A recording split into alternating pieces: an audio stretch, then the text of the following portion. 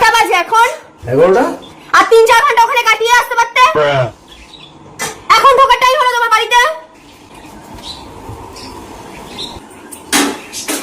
কি করছো? ভাত বাড়ছি। ভাত বাড়তে হবে না। খেয়েছো তুমি?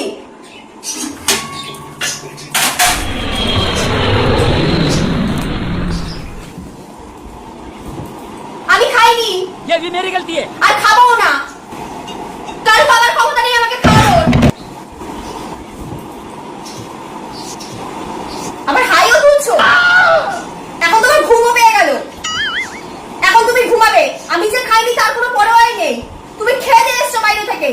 তোমার চাহানিওয়ালা লোক হয়ে গেছে না অনেকে। যাও তাদের কাছে চলে যাও। পটিতে গেলাম। কোথায় আছো তুমি? ও তোমার পটিও পেয়ে গেল এখন। তুমি পটিতে যাচ্ছ? মানে আমি খাইনি তারপরে দেখার দরকার নেই তোমার? মানে আমার কি হলো না হলো কিছু দেখার দরকার নেই, তুমি পটিতে চলে যাচ্ছ? হাত পা না ধুয়ে বিছানায় উঠে কি করো তুমি? তোমাকে কতদিন বলেছে হাত পাটা ধুয়ে তারপর বিছানায় উঠবে? সবসময় তো বলতে হয় কেন তোমাকে?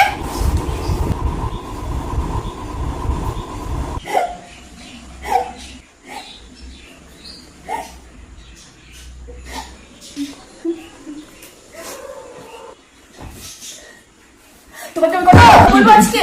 কটা কথা বলি সেটা হচ্ছে বিয়ের পর তো কই কি সুন্দর আমার সাথে এক থালায় বসে আমরা দুজন মিলে ভাত খেতাম।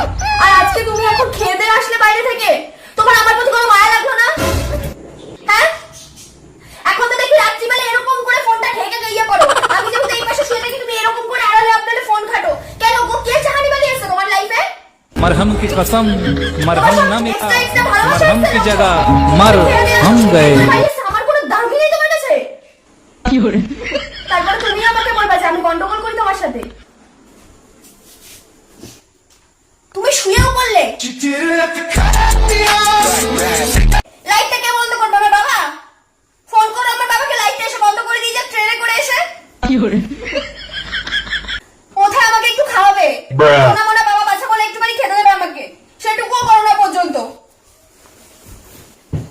থাক আমি খাবো না, আমি এখন খাবো না। মানে তুমি এখানে চলেও আসলে, আমাকে বললে হলো একবার খাওয়ার কথা, তুমি নিজেও গেলে না। থাক আমি খাবো না।